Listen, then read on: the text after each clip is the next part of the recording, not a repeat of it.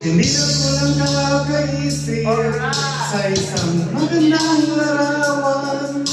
Paulit-ulit na binabanggit ang pangalang nakasanayan.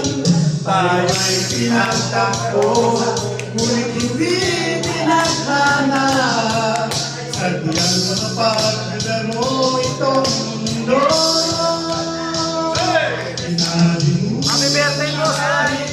Nahihirap